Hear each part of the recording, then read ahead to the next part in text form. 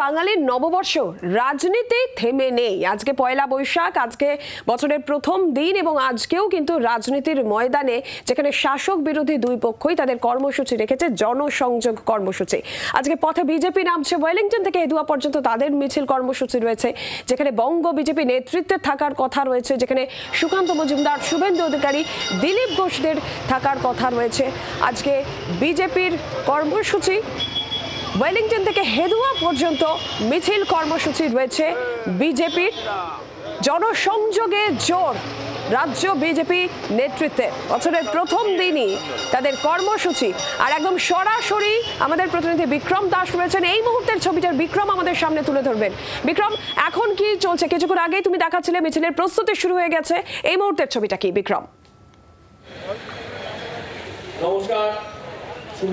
একেবারেই বাংলার নতুন বছরের প্রথম দিনে কোনো অংশ কিন্তু বিজেপিও পিছিয়ে নেই, আমরা দেখতে পাচ্ছি। আর কিছুক্ষণের মধ্যেই বিজেপির যে মেগা রোড শো বা যেটা বলা হয় শোভাযাত্রা, তা কিন্তু শুরু হবে এই ওয়েলিংটন মোড় থেকে এবং সরাসরি স্বামীজির বাড়িতে গিয়ে পৌঁছাবে। ইতিমধ্যে আমরা দেখতে পাচ্ছি যে একাধিক ট্যাবলো এখানে রয়েছে, যেই ট্যাবলোর মাধ্যমে বিভিন্ন যে সাম্প্রতিক রাজনৈতিক ইস্যুগুলো সেগুলোকে তুলে ধরা হচ্ছে। একদিকে যেরকম যোগ্য শিক্ষা চাকরিহারাদেরকে পুলিশের লাথি, অপরদিকে আরজি করের ঘটনা, এরকম একাধিক ইস্যুকে তুলে ধরা হচ্ছে ডিসপ্লের মাধ্যমে। আমার সঙ্গে রয়েছে বিজেপি নেতা তমগ্ন, তমগ্নের সঙ্গে কথা বলবো। তমগ্ন, আজকে এই র্যালিতে কারা কাদের কাছে থাকার কথা রয়েছে? সকল নেতৃত্ব থাকবে বঙ্গ বিজেপির এবং বিভিন্ন জায়গায় প্রোগ্রাম হচ্ছে। সারা রাজ্য জুড়েই আমাদের এই শুভ নববর্ষের যে আজকে সকালবেলা পালন হচ্ছে, সকলকে শুভ নববর্ষ।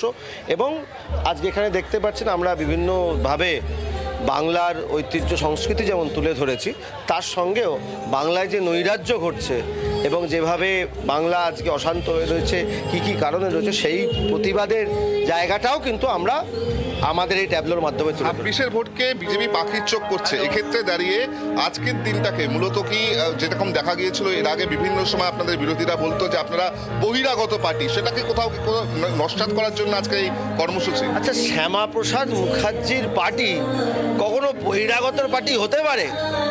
আমরা আজকে কারা রয়েছে, সুকান্ত মজুমদার, দিলীপ ঘোষ, শুভেন্দু অধিকারী, তারা যদি বহিরাগত হন, আমি তমগ্ন ঘোষ থেকে সজল ঘোষ, রুদ্রনীল ঘোষ, জগন্নাথ চ্যাটার্জি, আমরা তাহলে বহিরাগত?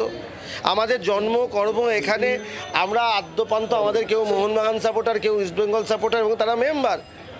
সকালবেলা উঠে আমাদের বাজারের থলি দোলাতে দোলাতে সবাইকে বাজারে যেতে হয় মাছ কেনার জন্য। আজকেও চিংড়ি মাছ থেকে শুরু করে সবই কেনা হচ্ছে, যেহেতু পয়লা বৈশাখ বলে। তাহলে আমরা যদি বহিরাগত হই, তাহলে এই বাংলার মাটিতে কারা? এবং এখানে সকলে যারা বাস করেন, সকল ভাষাভাষীর মানুষ, সকলেই বাঙালি।